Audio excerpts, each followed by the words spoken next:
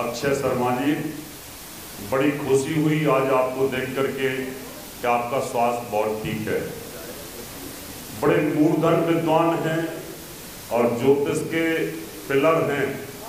पंजाब के पिलर तो हैं ही, लेकिन ऑल इंडिया के अंदर भी अक्षय शर्मा जी का बड़ा नाम रहा है। अच्छा लगा। ये सच है कि ज्योतिष में जब विद्वान बैठते हैं तो चर्चाएं तो होती हैं। उस समय हमने और आचार्य वत्स जी ने कहा था बहुत सावधान रहने की आवश्यकता है, आपके कुछ योग इस तरह के आ रहे हैं। आज अच्छा लग रहा है। आज के इस सम्मेलन के अध्यक्ष और संयोजक संजीव बालिया जी, सह आयोजक मोनिका बालिया जी, सबसे पहले कॉल आई थी मेरे पास, गुरुजी पहले आप पक्का कर दो तो मैं प्रोग्राम करूं, और मैं पहला प्रोग्राम कर रही हूं। तो मैंने कहा मेरी तरफ से पक्का है।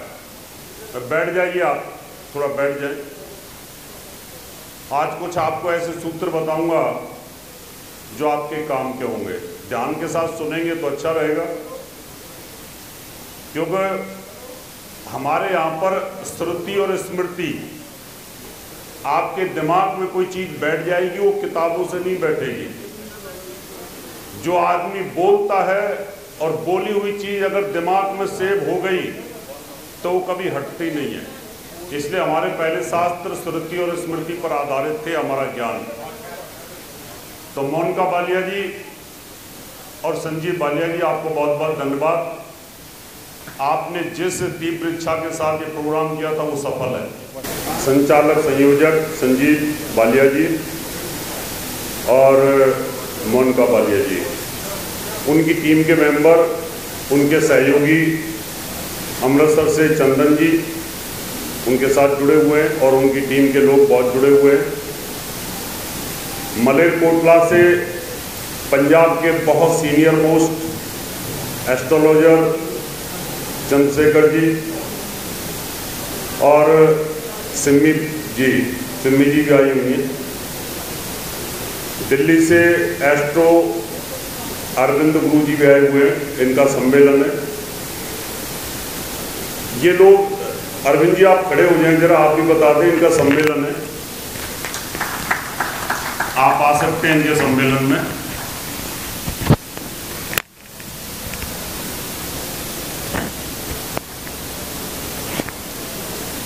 मेरे साथ हमेशा से टीवी पर आने वाले आचार्य देवज्ञ अनिर्वत जी जो मेरे सामने बैठे हैं, महामंडलेश्वर संत कमल किशोर जी और स्वामी ध्यान रहित जी, और हमारे साथ में मंच पर आपने देखा कि बैठे हुए हमारे साथ अक्षय शर्मा जी और मेरे सामने उपस्थित सभी ज्योतिष बंधुओं। आज की एक ज्वलंत समस्या है, उस पर मैं अपना उद्बोधन रखूंगा, और जिसके दिमाग में कोई प्रश्न अगर आता है तो आप पूछ सकते हैं। ज्योतिषी कुंडली मिलाते हैं और कुंडली मिलाने के बाद वो टूट जाती है, फिर उनके ऊपर आरोप लगाते हैं।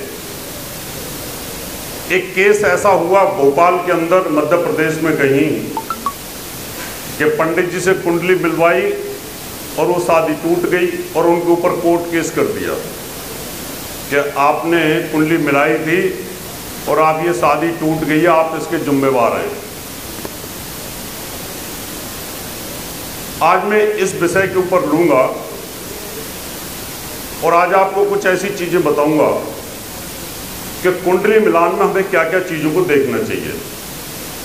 क्या खाली गुड़ मिला देने चाहिए, और गुड़ मिलाने से क्या जीवन अच्छा चल सकता है? गुड़ मिलान में और कुंडली मिलान में दोनों में क्या फर्क है, इन दोनों को समझना होगा। हम 36 गुणों को लेते हैं, 36 गुणों में से मिनिमम 18 मिल गए और हम पास कर देते हैं कि आपका ये मिलान ओके है, और फिर वो रिश्ता टूट जाता है। गुण मिलान आप किसी के साथ भी कर सकते हैं। गुण मिलान में अपने ड्राइवर के साथ कर सकता हूं कि उस ड्राइवर के साथ मेरी मानसिक स्थिति कैसी है, वो मिल सकते हैं, उस पर भी बताऊंगा आपको।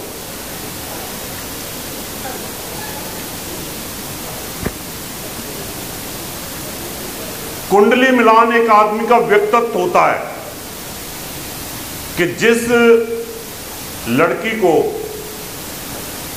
हम पसंद कर रहे हैं वो किस नेचर की है, क्या उसका हमारा भाग्य मिलेगा, क्या वो हमारे लिए लकी है, क्या वो हमारे लिए पूर्ण आयु कारक है, और उसके साथ हमारा जीवन कैसा चलेगा। तो कुंडली मिलान के अंदर हमें दो पहलुओं पर आपको जाना चाहिए कि एक गुणों को बाद में देखें, गुण मिलान को बाद में देखें। गुण मिलान तो आप अभी अपने सोनिया गांधी के साथ कर सकते हो, गुण मिलान अभी एक बच्चा पैदा हुआ उसके साथ कर सकते हो, वो बात नहीं है। आपको जब लड़की पसंद करनी हो तो कम से कम आपको 8 ऐसी चीजों को देखना पड़ेगा जिससे कि आपको यह पता चल जाए कि जिस लड़की को हम पसंद करने वाले हैं उसकी कुंडली के अंदर ये दोष है या नहीं। कुंडली आपको ये बताएगी कि ये लड़की कहीं विषकन्या तो नहीं है, ये विषकन्या योग वाली लड़की तो नहीं है। देखने में लड़की बड़ी खूबसूरत है, अच्छी ड्राइविंग आती है, पैसे वाली है, कमी नहीं किसी चीज की, वेल क्वालिफाइड है, कॉन्वेंट एजुकेटेड है, बहुत अच्छी इंग्लिश बोलती है, पैसे की भी कमी नहीं, लेकिन विषकन्या है, यानी रेखा में कोई कमी तो नहीं, शानदार एक्ट्रेस, पैसे की कोई कमी नहीं, लेकिन शादी सक्सेस नहीं हुई। खूबसूरत भी, पैसे वाले भी, शोहरत भी, लेकिन शादी सक्सेस क्यों नहीं हुई? 3-3, 4-4 पति उसके चले गए। ये विषकन्या योग आपको देखना है कुंडली के अंदर। आपने खूबसूरती देखी कि मुझे इसी लड़की से शादी करनी है, बहुत खूबसूरत है, बाद में पता चला कि 6 महीने के बाद में वो व्यक्ति उड़ गया, खत्म हो गया, एक्सीडेंट में मारा गया, हार्ट अटैक हो गया। तो क्या आपने 36 गुणों में से 32-33 मिलाए थे? 32 मिलते थे, 28 भी मिलते थे, 25 भी मिलते थे, उसके बावजूद भी वो व्यक्ति की मृत्यु हो गई या उस लड़की की मृत्यु हो गई। तो आप लोगों को सबसे पहले ये देखना है कि कुंडली के अंदर विषकन्या योग क्या है। कहीं ऐसा तो नहीं कि आपने लड़की तो बहुत खूबसूरत ले ली, बहुत अच्छे परिवार की ले ली, लेकिन पता चला उसका पहले से बॉयफ्रेंड है और उस बॉयफ्रेंड के साथ मिलकर के आपका कत्ल करा दिया। क्या आपने कुंडली के अंदर ये योग देखा? क्या आपने कुंडली के अंदर चरित्रहीनता का योग देखा? नहीं देखा। तो आपको उस योग को भी देखना पड़ेगा। अगर कुंडली के अंदर विषकन्या योग है तो विषकन्या योग कैसे देखेंगे? कुंडली देखने में उच्च का गुरु है, लगन में बैठा है, बहुत शानदार लड़की है, कुंडली को देखने पे लगता है कि बहुत अच्छी है, लेकिन आपने ये नहीं देखा कि ये सप्तमी की पैदाइश है या द्वादशी की पैदाइश है, और इसका जन्म जो है शनिवार को हुआ। जिस कन्या का जन्म शनिवार को हो, द्वादशी का या सप्तमी का हो, और सूर्य का नक्षत्र कृत का हो, तो ऐसी लड़की विषकन्या योग में होती है। अब आपने गुण मिलाए, लोग कहते हैं भगवान राम को और सीता के 36 की 36 गुण मिलते थे, लेकिन फिर भी उनमें तो बनी तो नहीं। अब ज्योतिषी कोई जवाब ही नहीं दे पाते, वो बोलते हैं तो किस्मत की बात है। किस्मत की बात नहीं है। 36 गुणों के मिलने के बावजूद भी अगर सीता जी की कुंडली में विषयोग था तो उनको पति का सुख नहीं मिला। इसलिए ज्योतिषी जो होता है बड़ा विद्वान होता है, ज्योतिषी ब्रह्मज्ञानी होता है, वो ब्रह्मांड के बारे में जानता है, वो ग्रहों की गति के बारे में जानता है, चंद्रमा पे क्या हो रहा है उसको जानता है, बृहस्पति के ऊपर क्या हो रहा है वो जानता है। अभी अभी जैसे हमारे विद्वान, हमारे बड़े भाई अक्षय जी ने कहा था कि शनि की दृष्टि खतरनाक क्यों है, इसका वैज्ञानिक रहस्य क्या है। ग्रहों के बारे में जानने वाला जो ज्योतिषी होता है वो इन चीजों को जानता है। अब मान लो आपने विषकन्या योग की लड़की देख ली और बहुत खूबसूरत है, रेखा की तरह खूबसूरत है, फिल्म स्टार है, बड़ी अच्छी है, लेकिन आप उसके साथ गुण मिला भी लेते हैं, 30-32 भी मिल जाते हैं, उसके साथ उसका कैरियर बहुत अच्छा है, सब कुछ अच्छा है, उसके बावजूद भी उसको पति का सुख नहीं मिलेगा। एक दूसरा योग भी आपको बता देता हूं। सतविसा नक्षत्र अगर है और मंगलवार का दिन हो, सतविसा नक्षत्र हो, मंगलवार का दिन हो और द्वादशी तिथि हो, तो इसमें विषकन्या होती है। और विषकन्या योग में वो बार बार उसके पति की मृत्यु होती है। वो एक शादी करे या 2 करे या 3 करे या 4 करे, सब टूट जाएंगे। अभी रात को मैं और आचार्य जी बैठे हुए थे, हम बड़ी डिस्कस कर रहे थे, तब तक मेरे पास एक गुजरात से कॉल आ गई। उन्होंने, गुरुजी देखो अलका जी हंस रही हैं, ये भी बैठी हुई थी, गुरुजी आपने मेरे को 20-22 साल पहले प्रेडिक्शन की थी, मैं बॉम्बे मिली थी आपसे, आपने कहा था आपकी 3 शादी टूटेंगी और मैं ये तब आई थी मेरी शादी कब होगी। हमने कहा तेरी शादी होगी, 1 होगी, 2 होगी, तीसरी टूटेगी, जब चौथी जाकर के चले न चले इसकी भी कोई गारंटी नहीं है। रात को कॉल मेरे पास आया होटल में, बोले गुरुजी आपने 20-22 साल पहले कहा था वो बात सच हो रही है। मैं कहा क्या? बोले मेरी तीसरी शादी टूटने वाली हो रही है। मैंने कहा तुम्हें बताया था ना? बोले हाँ बताया था। क्या चल रहा है? तीसरी डिवोर्स चल रहा है। इसका मतलब अगर कोई लड़की विषकन्या है तो उसकी कुंडली में अगर ये योग बन गया तो लड़की देखने में भी खूबसूरत, पैसे वाली भी बहुत अच्छी है, पढ़ी लिखी भी बहुत अच्छी है, स्टार है, IAS बनी हुई है, लेकिन पति सुख मिले इस बात की तो कोई गारंटी नहीं है। सोनिया गांधी के पास किसी चीज की कमी नहीं, लेकिन पति सुख तो नहीं मिला। किरण बेदी IPS है, पति सुख तो नहीं मिला। रेखा इतनी बड़ी फिल्म स्टार है, पति सुख तो नहीं मिला। जयललिता मुख्यमंत्री तमिलनाडु की रही, उसको पति का सुख तो नहीं मिला। बंगाल की मुख्यमंत्री ममता बनर्जी है, पति का सुख तो नहीं मिला।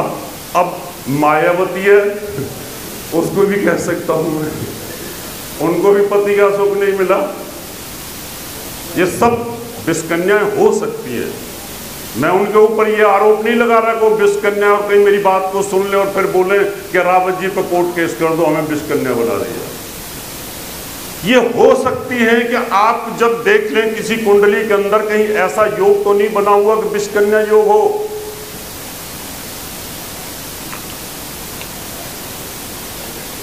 एक बार मेरे पास एक लड़की IAS बनी थी, और जब लड़की कम उम्र में कोई IAS बन जाए तो उसका अहंकार 7वें आसमान पे होता है।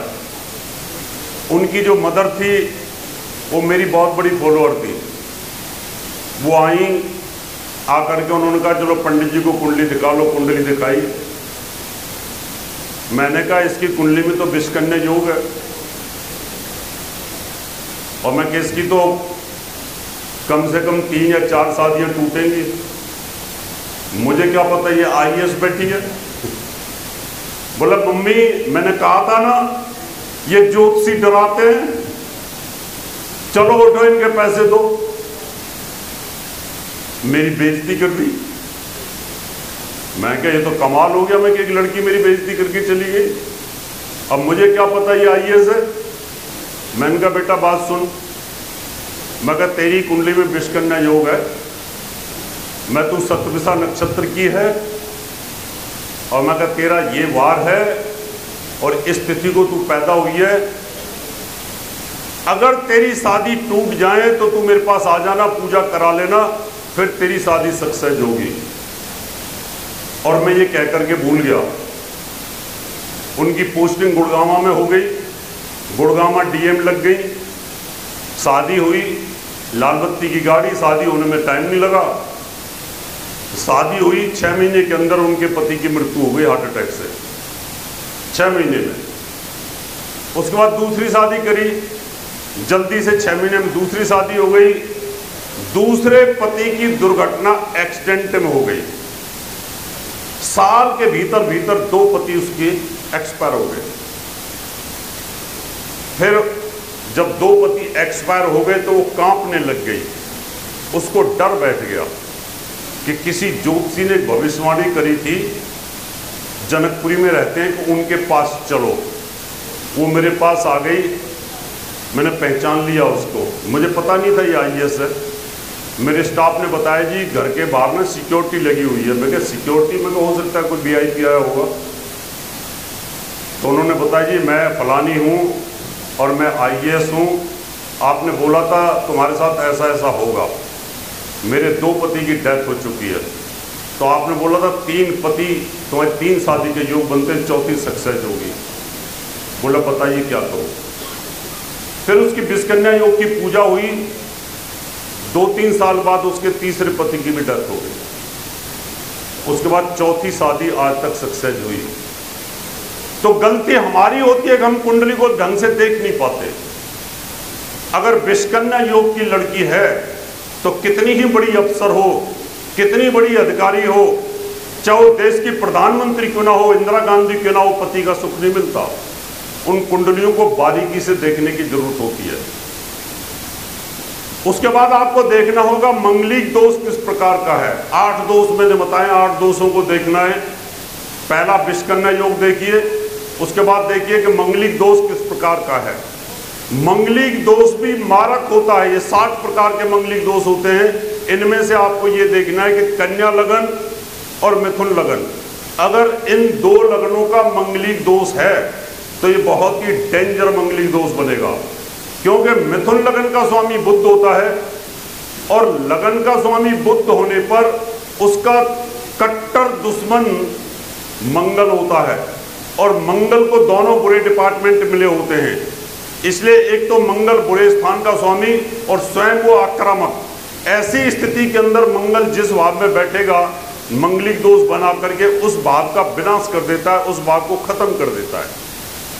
इसलिए जब भी आप कुंडली का मिलान करें तो कभी भी ऐसी सिचुएशन में मिलान मत कर दीजिएगा कि यहां पर शनि ही मंगल को काटता है, या पंचांग में 4-5 तरीके से मंगलिक दोष काटने का प्रभाव बताया होता है कि शनि मंगल को देखता हो, या शनि उन्हीं स्थानों पर बैठा हो जहां पर मंगल बैठता है, तो ये दोष खत्म हो जाता है।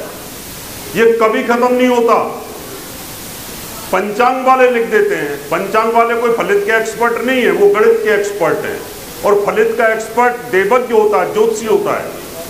अब जितनी हमने कुंडलियां देखी, एक तरफ ऋषि पाराशर जी कहते हैं कि शनि और मंगल जिस भाव में बैठते हैं दोनों उस भाव का विनाश कर देते हैं।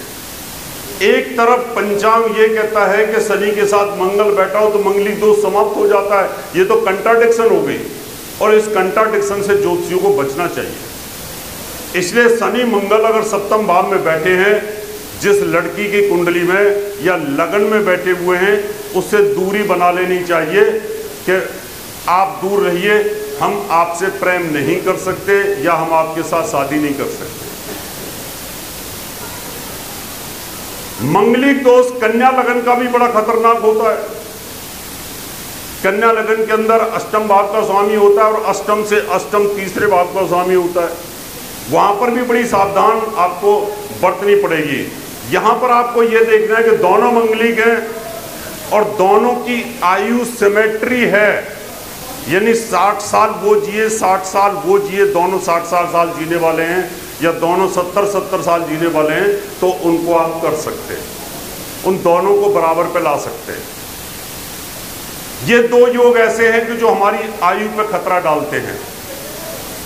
इसके अलावा एक जो बहुत प्रोमिनेंट योग होता है उसको भी देखना होगा, जिसकी वजह से 50% शादियां टूटती हैं, इसको भी देखना होगा।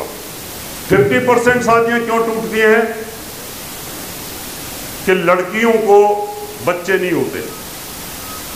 मान लो कोई लड़की बांझ है, स्त्री कोई बांझ है, या उसकी किस्मत में 1 या 2 बच्चा ही लिखा हुआ है, उसके बाद बच्चे नहीं होते। कितनी ऐसी स्त्रियां होती हैं जिनके 1 ही बच्चा होता है, उसके बाद होता नहीं है, या बच्चे होते हैं हो करके मृत्यु को प्राप्त हो जाते हैं।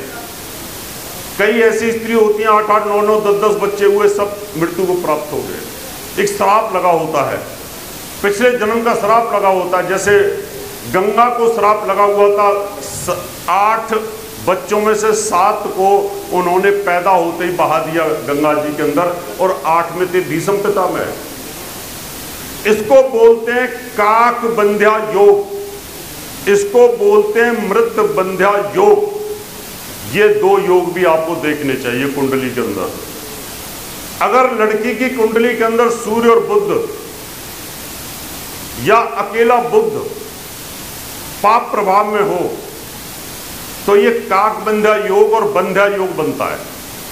इसके अंदर 1 या 2 बच्चे होते हैं, बड़ी मुश्किल से होते हैं। और ज्यादा पाप प्रभाव हुआ, शनि और बुध अष्टम भाव के अंदर बैठे हुए हैं, क्योंकि शनि की 10वीं दृष्टि विवाह स्थान पे आती है, और विवाह स्थान का स्वामी और कारक और बुध अगर ये भी अगर मृत्यु स्थान में आ जाए तो संतान यानी बांझ औरत होती है स्त्री, ऐसी स्त्रियों को बच्चे पैदा नहीं होते। अब बच्चे पैदा नहीं होंगे तो उसके बाद शादी टूटने के कगार पे आ जाएगी। अगर उसकी कुंडली में इस प्रकार का कोई योग नहीं है तो आप आगे बढ़ सकते हैं, फिर आप कुंडली मिला सकते हैं।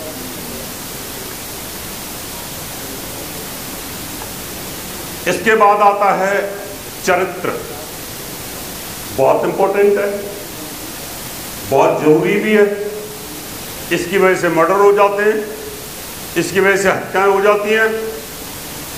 चरित्रहीनता का योग दोनों कुंडलियों में देखना चाहिए, लड़के की कुंडली में भी देखना चाहिए, लड़की की कुंडली में भी देखना चाहिए। कई बार कुंडली के अंदर ऐसा होता है कि लड़की बहुत खूबसूरत है, इंटेलिजेंट भी है, परिवार अच्छा है, अच्छी जॉब के ऊपर है, बहुत बड़े पद पर है, अच्छी सैलरी है, अच्छा पैकेज है, सब कुछ अच्छा है, लेकिन उसकी कुंडली के अंदर एक्स्ट्रा मैरिटल अफेयर योग बना हुआ है और गुण मिलते हैं 28। आप गुणों से खुश हो गए कि बहुत अच्छे गुण मिलते हैं, लड़की भी ठीक है, खूबसूरत है, पैकेज भी 3-4 लाख रुपए महीने ले रही है और अच्छा कमा रही है, इसके साथ शादी कर ली जाए। लेकिन पता चला कि उसका एक्स्ट्रा मैरिटल अफेयर का योग या उसकी कुंडली के अंदर कोई कामातुर योग, उसको इंग्लिश में बोलते हैं सेक्स रिडन योग, कोई इस प्रकार का योग तो नहीं है। अब इस बात की तो कोई गारंटी है नहीं कि बहुत खूबसूरत कोई स्त्री हो और उसका चरित्र भी बहुत बलवान हो, ये तो कोई जरूरी नहीं होता। चाणक्य ने तो कहा है कि जो ज़्यादा खूबसूरत स्त्री होती है उसकी रखवाली ज़्यादा करनी पड़ती है, क्योंकि उसका कारण है। बताऊंगा मैं, अभी टाइम दूंगा मैं, अभी मैं समझा दूं, पहले जितना मर्जी पूछना, कोई बात नहीं है। ये मत पूछना कि मैं स्त्रियों पे ही बोल रहा हूं, मैं पुरुषों पे भी बोलूंगा। यही है ना प्रश्न, यही प्रश्न है ना? हाँ बस ठीक है, मैं बोलूंगा, उन पर भी बोलूंगा, लेकिन स्त्रियों पे इसलिए बोला जाता है, ऋषि पाराशर जी ने इस बात को शोध किया कि स्त्री घर की लक्ष्मी है। क्या है? स्त्री घर की, आदमी घर का लक्ष्मी नहीं है, क्योंकि वो दिन भर बाहर कमाता है, घूमता है, सेना में होता है, पुलिस में होता है, युद्ध लड़ रहा है, आतंकवादियों से लड़ रहा है। हाँ कोई बात नहीं, लेकिन घर को जो संभालती है वो स्त्री होती है। अगर स्त्री के अंदर कोई दोष आए तो वो घर बिखर जाएगा, वो घर नहीं बचेगा। इसलिए ऋषि पाराशर जी ने ज़्यादातर कुंडली मिलान में स्त्रियों पर ही ज़्यादा ध्यान दिया गया। ये प्रश्न तो हमारे दिमाग में भी आता है कि ये दोष तो सारे लड़के की कुंडली में भी होते हैं। अब मैं लड़के की कुंडलियों के भी दोष बताऊंगा, पहले स्त्रियों के ही बता देता हूँ क्योंकि स्त्री को भी यही चाहत रहती है कि मेरे घर में बहू अच्छी आ जाए। वो भी यही चाहती है कि उनके दिमाग में भी ये रहता अच्छी बहू मिल जाए, बस मैं तो स्वर्ण मंदिर आकर के मत्था टेकूंगी। हे माँ वैष्णो देवी एक अच्छी सी मिल जाए तो मैं जाकर के वैष्णो देवी में मत्था टेकूंगी, क्योंकि उनके दिमाग में भी ये रहती है कि अच्छी लड़की घर में आए। इसका मतलब हमारे दिमाग के अंदर ये बात बैठी हुई है एस्ट्रोलॉजिकल कि हम ये चाहते हैं कि हमारे घर में बहुत अच्छी स्त्री आ जाए, संस्कारित हो, उसकी कुंडली में कोई दोष ना हो, पवित्र हो, उसका स्वभाव बहुत अच्छा हो, तो वो घर जो है वो स्वर्ग बन जाता है। और अगर कोई भी एक इन दोष आ जाए तो वो घर जो है तबाही के कगार पे चला जाता है। इसलिए पाराशर जी ने ये कहा कि लड़की जब सेलेक्ट करो तो इन चीज़ों को देखो। पुराने ज़माने से ये सब चीज़ें दिमाग में रखी जाती थी। उसके बाद आपको देखना है कामातुर योग, क्योंकि लड़की की कुंडली के अंदर कोई कामातुर योग तो नहीं। अगर वो योग हुआ तो उसकी वजह से भी घर डिस्टर्ब हो जाता है। यानी आप ऑफिस चले गए, पीछे से वो अपने बॉयफ्रेंड को बुलाए, किसी को भी बुलाए, और उसके बाद कोर्ट केस होता है, उसके बाद झगड़े पुलिस केस होते हैं, मारपीट होती है, और फिर नैना साहनी हत्याकांड होता है। अगर किसी को याद हो नैना साहनी हत्याकांड, तंदूर कांड, तंदूर कांड इसका एक आज भी वो जेल के अंदर है, सुशील शर्मा। मधुमिता हत्याकांड, बड़े बड़े हत्याकांड जितने भी हो रहे हैं वो इस योग के कारण होते हैं, कामातुर योग के कारण। अभी भी बहुत सारे लोग ऑफिस से घर आते हैं, घर आते ही पत्नी सबसे पहले मोबाइल को खींचती है, ऐसे पासवर्ड बता, और फिर रात को ना सोते सोते की उंगली दबा लेती है ऐसे, और फिर पूरी रात चैट पढ़ती हैं, और चैट पढ़ने के बाद सुबह अच्छा ये बात है। तो ये योग तो पुरुषों की कुंडली में भी मिलते हैं और वो बेचारे पकड़े भी जाते हैं, फिर तलाक भी होता है, और स्त्रियों की कुंडली में भी मिलते हैं। इसलिए कामातुर योग को भी ध्यान दें। इसका मतलब है सप्तम भाव जो होता है वो मैरिज का है, 12वां भाव जो है वो अवैध संबंध का है, सप्तम का और 12वें भाव का राशि परिवर्तन, और अगर मंगल शुक्र और हों तो बहुत ज़्यादा। तो ऐसा तो नहीं कि आप जिस लड़की को प्यार कर रहे हैं वो कोई प्रोस्टिट्यूट तो नहीं, कोई कॉल गर्ल तो नहीं है। क्या पता चलता है, ज्योतिषी बताएगा इस बात को। एक IRS थे बम्बई के अंदर, बहुत विश्वास करते थे मेरे ऊपर। उनको एक बाहर की लड़की एक 5 स्टार में मिली, कुंडली मिलाने के लिए आ गए, बोले गुरुजी कुंडली मिला दो इसकी। मैं कहा ये तो यार, मैं कहा IAS महोदय, मैं कहा ये लड़की ठीक नहीं है, मैं कहा इसकी कुंडली में कामातुर योग बना हुआ है, मैं ये लड़की ठीक नहीं है, मैं तुम जाके पूछ रही करती क्या है। उसने बोला मॉडल है। मैं कहा मॉडल नहीं होगी ये, मैं कहा मॉडलिंग ही करती होगी। मैं कहा पूछिए। बाद में पता चला उनको शादी होने के बाद में कि वो लड़की गलत काम करती थी। कामातुर योग को भी देखना होगा। उसके बाद 5वां एक योग आता है दरिद्र योग। दरिद्र योग का मतलब है कहीं ऐसी उसका भाग्यहीन योग तो नहीं कि उसके आने के बाद आपके परिवार में धन की कमी आनी शुरू हो जाएगी।